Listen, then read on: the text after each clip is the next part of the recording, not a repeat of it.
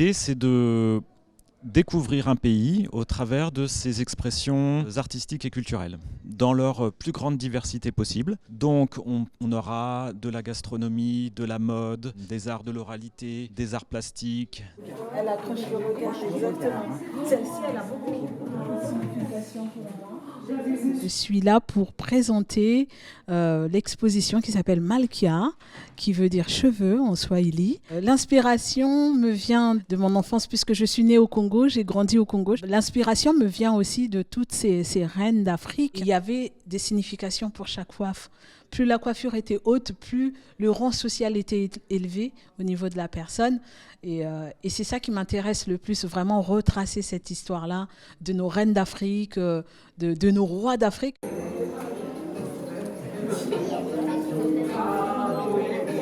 J'étais surtout intéressée par les coiffures congolaises, on va dire, et je suis venue presque spécialement pour ça. Je trouve que c'est une sculpture et c'est vraiment quelque chose de très joyeux à voir.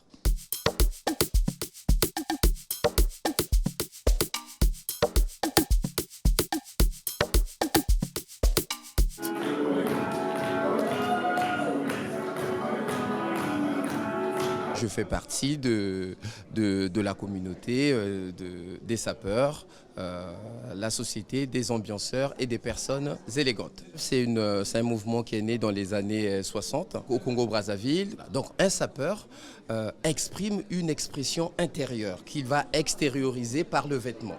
Nous, on aime bien quand ça explose, quand les couleurs explosent comme les drapeaux africains, comme le soleil, on aime bien la chaleur.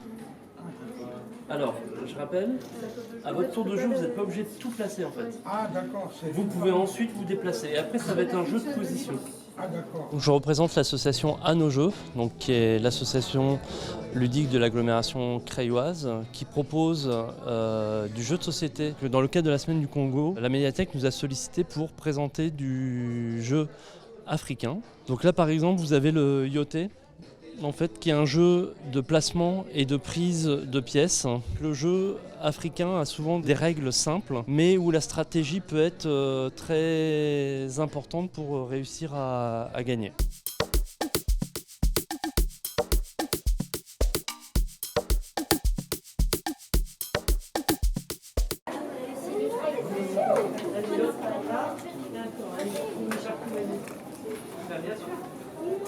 J'aime bien faire des masques parce que j'aime bien un peu l'art.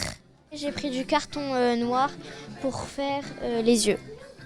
Et après, je vais faire la bouche avec du papier noir aussi. Je suis auteur et illustrateur de bande dessinée. Ma culture, c'est la culture africaine. Et donc, j'aime bien présenter cette culture dans mes bandes dessinées. C'est la deuxième fois que j'anime un atelier ici. Et c'est ce que je suis en train de faire avec les enfants. C'est présenter le parcours de réalisation d'une page de bande dessinée.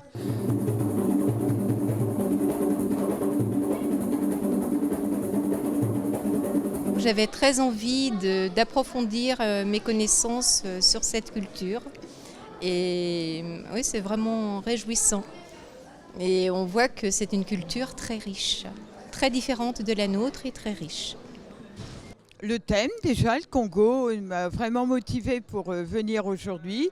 Le fait que ça soit dans nos gens où j'habite et toutes les animations qui étaient prévues, qui étaient annoncées intéressantes, elles ont été intéressantes. Ce dispositif a évolué en se disant qu'on pourrait s'intéresser particulièrement aux cultures des communautés qui vivent sur ce territoire. Et les années prochaines, puisqu'on fera un destination par an, on essayera de découvrir la culture d'un pays dont sont issues certaines des populations de notre territoire.